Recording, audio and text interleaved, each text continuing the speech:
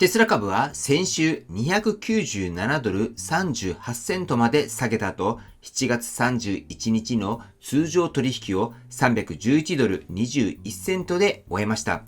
安値からはおよそ 4.7% の反発です。おはようございます。ケンです。先に言っておきます。反発と底打ちは別の判断です。値段が戻った事実と下げ止まったという判断は同じではありません。今日はこれを RSI、価格、移動平均、出来高の4つから条件別に見ていきたいなと思っております。売買をおすすめる動画ではありません。自分で判断するための枠組みをお渡ししていきたいと思います。では、数字を見ていきたいなと思いますけれども、週足の安値が297ドル38セント、7月31日の通常取引の終値が311ドル21セント、差は13ドル83セント、およそ 4.7% の戻りです。この日の日足の安値は301ドル97セント、前日比はプラス 0.76% でした。ここで混ざりやすいものを分けていきましょう。安値は2種類あります。週足の297ドル38セントと日足の301ドル97セント。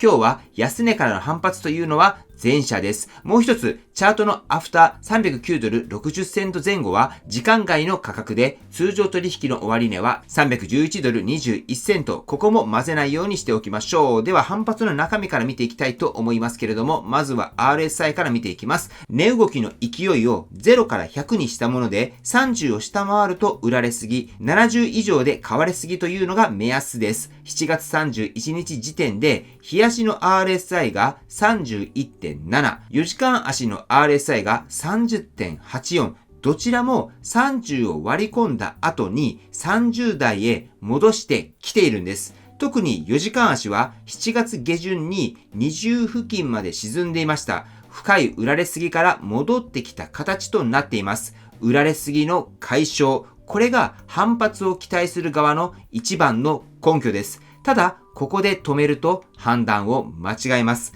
弱点を2つお伝えしておきます。1つは RSI っていうのは勢いを測る指標であって、トレンドの向きを判断する指標ではありません。下降トレンドの中では30近辺を何度も往復します。30の回復は下げ止まりの証明にはなりません。そして2つ。ここが今日一番見てほしいところです。RSI には RSI 自身の平均線を重ねられます。それと比べると、日足と4時間足で状態が食い違っています。4時間足は RSI が 30.84、平均線が 22.85、RSI が平均線の上です。短期の勢いっていうのは改善しているんです。日足に関しては RSI が 31.7、平均線が 36.2、RSI はまだ平均の下、中期の勢いっていうのが改善していないんです。つまり短い時間軸では反発、長い時間軸ではまだ下降のまま、これが同時に起きているっていうのが今の状態なんです。反発と底打ちは別っていうのは感覚の話ではなくって、チャートの上で実際に食い違っているというところになってきます。では次は出来高を見ていきます。7月31日の日足は3656万株。急落した日はこの数倍に膨らんでいました。下げた時には大量の売買があり、戻す時には出来高が減っている。これが今の形です。そしてもう一つ、4時間足の出来高デルタ、買いと売りのどちらが優勢かを示すものです。7月31日時点でマイナス 47,190 株、急落局面では100万株を超えるマイナスが並んでいました。反発局面のプラスはそれに見合う大きさにはなっていません。ただし、出来高が減っているから必ず下がるという意味ではないんです。売りが一巡しただけかもしれない。ただ、買い手が積極的に入ってきたという確認はまだ取れていない。そういうのが正解です。なので、見ておくべき価格を3つ提示しておきます。すべて絶対的な線ではなく、確認のための目安です。1つ目が300ドルです。心理的な支持線として意識されやすい水準で、週足の安値が297ドル38セントもすぐ下にあります。ここを明確に割り込んで戻れないならば、反発の前提が変わる可能性があります。2つ目は320ドル。急落後に揉み合ってから下へ抜けた水準で、戻り局面では最初の抵抗体になります。今から 2.8% 上です。終値で明確に超えられるかどうかっていうのが、短期の反発が一段進むかの分かれ目になります。そして3つ目としては、20日移動平均線の363ドル93セント。移動平均線は一定期間の終値の平均で、20日線は直近1ヶ月弱の平均的な値段です。株価はこれを 14.5% 下回り、回復には 16.9% 上げる必要があります。これは目標株価ではありません。短期トレンドが改善したと言えるかどうかの条件の一つです。そしてもう2本足していきましょう。50日線が390ドル76セント、200日線が411ドル60セント、株価311ドル21セントっていうのは3本すべて下回っています。200日線からは 24.4% も下なんです。並び順も見ておきましょう。上から200日線、50日線、20日線、そして株価、長い線ほど上にある状態です。中長期がまだ下を向いていることを示す形で、短期で反発してもこの並びはすぐに変わりません。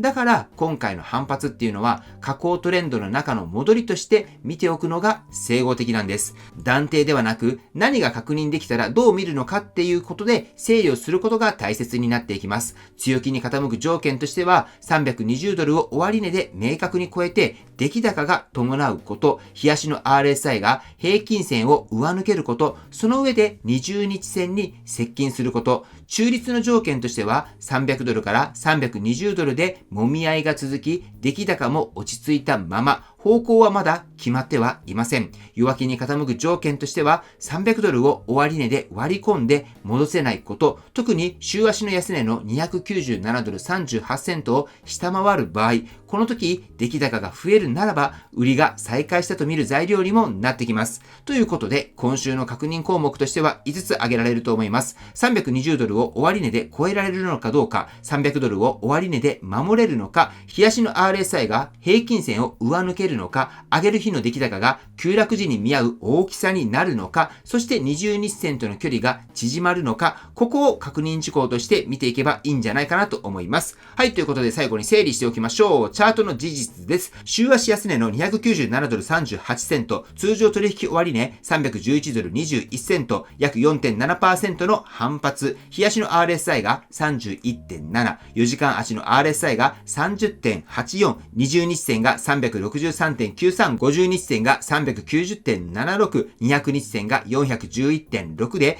株価は3本すべての下です。ここから先は解釈になります。300ドルが心理的な支持線、320ドルが最初の抵抗体になり得ること、出来高が底打ちを十分に確認していないこと、そして3つのシナリオ、すべて可能性であって確定ではありません。なので今日のポイントとしては、短期は改善しているけれども、中長期はまだ下。この2つは同時に成立しているということ。4時間足の RSI は平均線を上抜け、日足の RSI はまだ下。株価は移動平均線3本すべての下。だから反発したも正しいし、トレンドはまだ下っていうのも正しい。どちらの時間軸の話をしているのか、これをはっきりさせること。ということで、こういった条件を見ながら、今週もね、しっかりとテスラ追っていけたらいいなと思っております。はい、ということで本日の内容は以上です。今回の動画が参考になったと思われたら、高評価をよろしくお願いします。僕の YouTube は毎日発信しています。僕の YouTube をご覧になってもらえば、テスラの情報はほとんど網羅すると思いますので、チャンネル登録がまだな方はチャンネル登録の方をよろしくお願いいたします。